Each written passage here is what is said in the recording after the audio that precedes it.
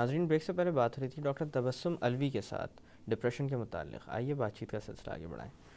Doctor साहब, जैसे कि डिप्रेशन का तस्करा हो रहा था, तो बीइंग अ साइकाइट्रिस्ट मैं आपसे पूछना चाहूँगा कि कितने लोग इस तरह की बीमारियों के लिए जिनका ताल्लुक़ नफ्सियात से होता है बर वक्त आपसे रुजू करते हैं? सच बताइएगा। बहुत अच्छा सवाल है। असल में लोगों के अंदर बहुत रेजिस्टेंस है इस मामले के अंदर। बहुत ही ज़्यादा लोग शर्म महसूस करते हैं, और जैसे हम अमूमन स्टिग्मा की बात करते हैं कि लोग समझते हैं कि नफ्सियात के डॉक्टर के पास जाना तो मतलब हम कोई पागलपन का शिकार हैं या जब कोई हम पागलपन मजनून हैं। है भी तो उसका सर्टिफिकेट मिल जाएगा। हाँ, मिल जाएगा और फिर इस पर लेबल लग जाएगा कि तुम तो नफ्सियाती मरीज़ हो। तो जी। नफ्सियाती मरीज़ को हमने एक एक क्या कहना चाहिए, एक गाली के तौर पर इस्तेमाल होने लगा है। इन लोगों ने इसको इस रंग में दे दिया, जबकि नफ्सियाती बीमारियां मुख्तलिफ नौइयत की होती हैं। कुछ हल्की होती हैं, हल्की किस्म की होती हैं जो मुझे आपको कभी भी हो सकती हैं, और वो वक्ती होती हैं और आती और चली जाती हैं। और कुछ जो होती हैं वो ज़रा थोड़ी सिवियर होती हैं। तो वो सिवियर बीमारियों की वजह से एक ऐसा बदनामी का शिकार हो गई हैं नफ्सियाती मरीज़ के, जैसे सड़कों पे बैठ फिर रहे होते हैं जो मजनून टाइप के लोग समझते हैं अगर नफ्सियाती मरीज़ है तो अब ये आखिर में अल्टीमेटली ये होगा। छोटा रेशो है उन बीमारियों का। 1% स्किज़ोफ्रेनिया पाया जाता है लोगों के अंदर, मतलब इतनी कम है इसका रेशो। और लेकिन वो ही लोगों के जहन के ऊपर रहता है कि नफ्सियाती मरीज़ का मतलब है कि अब पागलपन, और उसके बाद इसका मतलब वो नॉर्मल ज़िंदगी नहीं गुजार सकते, वो किसी काबिल नहीं रह सकते, जिसकी वजह से वो लोग हमारे पास पहुँच नहीं पाते। इतना रेजिस्टेंस होता है। उनमें ना हो तो उनकी फैमिली में होता है, अगर फैमिली में भी ना हो तो प्रेशर इतना होता है, माशरे का प्रेशर, माशरती प्रेशर इतना ज़्यादा है कि लोग नहीं दिखाना चाहते। तो वो ख़राब कर के अपनी ज़िंदगियों को, उनकी काम काज की सलाहियत में फ़र्क पड़ जाता है। वो नौकरियों के अंदर वो कुछ नहीं कर पाते जो कर सकते हैं। फिर फैमिली लाइफ इतनी डिस्टर्ब होती है। अगर औरतें हैं तो वो अपने बच्चों की लुक आफ्टर नहीं अच्छी कर पा रही होती हैं, रोज़ उनकी मतलब वो चीज़ नहीं हो पा रही होती है जो उनको करना चाहिए। या बच्चे हैं तो बच्चों की परफॉर्मेंस बहुत ख़राब हो रही होती है, उनकी एजुकेशन वो उस तरीके से अटेन नहीं कर पा रहे होते जिस तरह से उनके अंदर सलाहियत होती है करने की, सिर्फ डिप्रेशन की वजह से। जी। तो वो हो रहा होता है। अगर आप काम पे जॉब पे जा रहे हैं तो आप जॉब में सही परफॉर्म नहीं कर पा रहे, कॉन्सेंट्रेट नहीं कर पा रहे, इरिटेबल हुए में, दिल नहीं चाह रहा कुछ करने का, काम को जो है पेंडिंग में डालते चले जा रहे हैं, लेकिन ये समझ नहीं आ रहा कि हो क्या रहा है और क्यों हो रहा है। तो ये चीज़ें आहिस्ता आहिस्ता करके इतनी बढ़ जाती हैं कि लोग अपनी ज़िंदगी से बेजार होना शुरू हो जाते हैं। अच्छा डॉक्टर साहब, कुछ बीमारियां ऐसी होती हैं जिनकी बड़ी स्ट्रॉन्ग एसोसिएशन होती है कि वो विरासत में मिलती हैं। क्या डिप्रेशन भी एक ऐसी बीमारी है? क्योंकि मैंने अक्सर ये देखा है कि किसी भी घर का अगर एक फ़र्द आपको ऐसा मिल जाए कि जो कि डिप्रेस्ड हो वाक़यतन, तो बहुत इम्कान होता है कि घर के अंदर कोई और भाई या उसके वालिद कोई और भी ऐसे हों जो कि इसी तरह का मिजाज रखते हों। बिल्कुल ये ऐसी बीमारियों में से है जो विरासत में चल सकती हैं, लेकिन ज़रूरी नहीं है कि सब लोगों को विरासत में ही मिले। जैसे हम कहते हैं कि जेनेटिक फैक्टर की जब हम बात करते हैं तो ऐसा होता है 10% अगर कोई है तो फैमिली में चांसेस होते हैं 10% लोगों के अंदर ये डिप्रेशन पाया जाए, ये चीज़ हो सकती है। लेकिन एनवायरमेंटल फैक्टर्स भी हैं, वो उनको भी हम नेगेट नहीं कर सकते। बाज़ लोगों की फैमिली में नहीं होती लेकिन इतने शदीद स्ट्रेस में गुजरने की वजह से वो हो जाते हैं। या जैसे शुरू में आपने बात कही कि ग्रीफ के अंदर आप कैसे डिफ्रेंशिएट करेंगे, तो वो इंटेंसिटी होती है जिससे हम डिफ्रेंशिएट करते हैं कि ग्रीफ में भी जब इंसान का कोई करीबी रिश्तेदार जुदा हो जाता है या इस दुनिया से चला जाता है तो एक कुदरती अमल है कि उदासी रहती है तबीयत में, मायूसी रहती है, कुछ अच्छा नहीं लगता, कुछ खाने को दिल नहीं चाहता, नींद ख़राब हो जाती है। तो ये अलामात उससे गुज़रना बहुत ज़रूरी है और इसके लिए इलाज नहीं कराना होता। और लेकिन अगर यही इसी चीज़ की इंटेंसिटी बढ़ जाए और इंसान की बिल्कुल ज़िंदगी हैम्पर होकर रह जाए तो उस सूरत में इलाज कराने की ज़रूरत होती है। और 35% केसेस में ये डिप्रेसिव डिसऑर्डर की सूरत इख्तियार कर लेता है और इलाज की ज़रूरत होती है। अच्छा डॉक्टर साहब, वो लोग जो कि इलाज की तरफ तवज्जो नहीं देते, उनकी ज़िंदगी आगे चलकर क्या बन जाती है या उनका मुस्तकबिल कैसा हो जाता है? देखिए, डिप्रेशन जो है वो ऐसी बीमारी है जो काबिल इलाज है, ठीक है, और इसका ज़्यादातर केसेस में ऐसा होता है कि इसका इलाज ना भी किया जाए तो ये चली जाती है। It's a self remitting illness, वो खुद ब खुद भी ख़त्म हो जाती है। तो कम दर्जे की बीमारी तो चली जाती है, लेकिन अगर और कुछ जो थोड़ा सा ज़्यादा होती हैं, जो मॉडरेट और सिवियर की रेंज में आ जाती हैं और उनका इलाज ना किया जाए तो ज़िंदगी के मुख्तलिफ पहलू इफ़ेक्ट होने लग जाते हैं। जैसे अभी मैंने आपसे जिक्र किया कि इंसान की उनकी फैमिली के रिलेशनशिप्स के ऊपर इफ़ेक्ट पड़ जाता है, उनकी जॉब के ऊपर इफ़ेक्ट पड़ जाता है, लोग अर्ली रिटायरमेंट्स ले लेते हैं इस चीज़ के अंदर, और बाद में समझ नहीं आता क्या करें क्या ना करें। ज़िंदगी की डिसीजन मेकिंग इम्पेयर हो जाती है, क्योंकि डिप्रेशन की एक अलामत में से कि डिसीजंस नहीं ले पा रहे होते लोग जी। ये सारी चीज़ें इफ़ेक्ट होने लग जाती हैं। अच्छा डॉक्टर साहब, इसी तरह का एक और इसी से ताल्लुक़ रखने वाला एक और डिसऑर्डर है जिसका मैं थोड़ा सा तज़किरा करना चाहूँगा कि अक्सर लोग ऐसे होते हैं कि जो वक्ती तौर पर डिप्रेस हुए हुए हैं, ये एक फ़ेज़ चलता है उनकी ज़िंदगी का, जिसके फ़ौरन बाद वो एक ऐसे फ़ेज़ में आ जाते हैं जिसके अंदर वो मुश्तैल हुए हुए होते हैं, जो मैनिक और डिप्रेसिव डिसऑर्डर है। इसके बारे में थोड़ा सा बताएं जी। ये जो बीमारी है ये फेजेस में आती है, यानी कि जैसे अगर नॉर्मल वेरिएशन मूड की ऐसे चलती है साइकिल, तो इनमें हाई हुए तो बहुत हाई हो गए, जब लो हुए तो शदीद लो हो गए।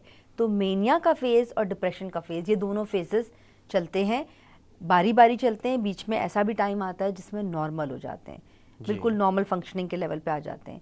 जब मैनिक फेज़ में होते हैं तो इतनी खुशी होती है तबीयत के अंदर, इतना अपने आप को टॉप ऑफ द वर्ल्ड समझ रहे होते हैं और लगता है कि हमसे ज़्यादा बड़ा तो कोई है ही नहीं, और इतनी खुशी महसूस कर रहे होते हैं हर काम में, बड़े बड़े प्लान्स बनाते हैं और जजमेंट इम्पेयर हो जाती है। तो वो बाज़ दफ़ा ऐसे प्लान्स होते हैं जो कि पूरे नहीं हो सकते और बहुत बहुत लॉसेस उठाने पड़ जाते हैं। बड़ी बड़ी चीज़ें ख़रीदना शुरू कर देते हैं, घर ख़रीद लिया, प्लॉट ख़रीद लिया, गाड़ी ख़रीद ली, पता नहीं क्या किया क्या नहीं किया। जब वो फेज़ जाता है तो पता लगता है कि कितना नुकसान हो गया। बातें बहुत कर रहे होते हैं, हाइपर एक्टिव हो जाते हैं, एनर्जेटिक हो जाते हैं। लेकिन ये भी कुछ हफ्तों तक चलती हैं चीज़ें, लेकिन अगर उनको ट्रीटमेंट ना किया जाए तो ये महीने भी ले सकती हैं इसको ठीक होने में। फिर उसके बाद ऐसा होता है कि नॉर्मल फेज़ आ जाता है, ज़िंदगी नॉर्मल डगर पे चलने लग जाती है, और फिर सिवियर डिप्रेशन का फेज़ आ जाता है जिसमें बहुत उदासी चली जाती है, शुरू हो जाती है, मायूसी शुरू हो जाती है। तो ये एक फेजिक इलनेस है बेसिकली जी। अच्छा डॉक्टर साहब, जैसे कि आपने बताया डिप्रेशन कुछ लोगों में तो सेल्फ लिमिटेड होता है, इसी तरह से वो लोग जिनके अंदर ये लिमिटेशन नहीं आती, उनका एंड रिजल्ट यही निकलता है कि वो ज़्यादातर सुसाइड पर एंड अप करते हैं। बिल्कुल, इसके बारे में भी रिसर्चेस हैं, और WHO की रिसर्च को मैं कोट करूँगी जो कहती है कि by 2020 suicide will be the leading cause of death जी। कि मतलब दुनिया में सबसे ज़्यादा जो लोगों की ज़िंदगी ख़त्म होगी वो सुसाइड से होगी, और उसके ज़्यादातर जो रीज़न्स है 95 to 96% केसेस में depression, untreated depressive disorder will be the cause of death, क्योंकि उसी की वजह से सुसाइड का रेट हाई होगा। तो अगर आज हम डिप्रेशन को कंट्रोल कर लें तो बहुत चांसेस हैं कि हम आगे आइंदा आने वाली ज़िंदगियों को बचा सकें। अच्छा, जिस तरह से इंसान की उम्र के साथ साथ इंसान के जज्बात बदलते हैं, तो क्या इसी तरह से इसकी अलामात भी तब्दील हो जाती हैं? बहुत अच्छा सवाल है आपका। बिल्कुल ऐसा होता है बच्चों के अंदर और जवान लोगों के अंदर, जिसे हम एडोलेसेंस कहते हैं, उनके अंदर डिप्रेशन की अलामात कदर मुख्तलिफ होती हैं बड़ों के मुकाबले में।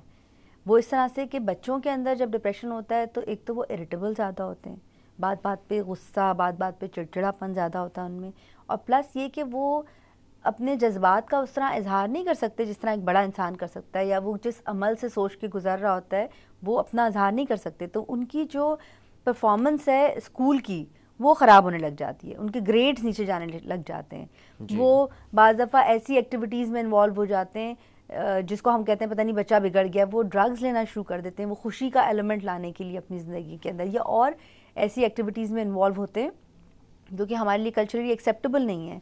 तो ये बाज़ दफ़ा डिप्रेशन की अलामात बच्चों के अंदर और टीनेजर्स के अंदर पाई जाती हैं, जो थोड़ी मुख्तलिफ नौइयत की होती हैं। और उस वक्त हमें लग रहा होता है ये तो बदतमीज़ हो गए हैं बच्चे, ये तो कहना नहीं मान रहे।